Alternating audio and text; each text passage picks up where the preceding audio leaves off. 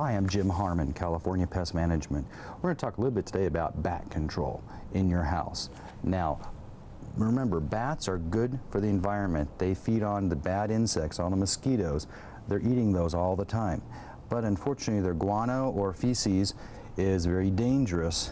We'd like to keep them in the caves and the tree areas, so that way they're out in nature doing what they're supposed to do, because they are nature's pest control. But unfortunately, sometimes they get into our houses.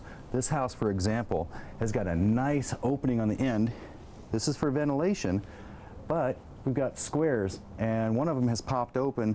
It had all screen on it, and now bats have gotten inside.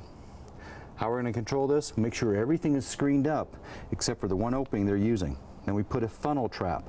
Now the funnel trap is simply a funnel made of hardware cloth, and at one end of it is a trap door. Door opens out, and it's oversized, so it opens out and it doesn't open back in. You can make this very easily with hardware cloth, make it into a cone, open at each end. At the small end of it, should not be bigger than the size of a quarter. About that. Then take a small circular section of hardware cloth that's cut a little bit larger than that small opening. Wire that in so it's a hinge.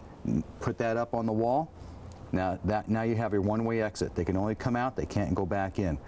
Make sure though they don't have any babies, because then you're going to have all kinds of dead babies up there, and that's not a good thing.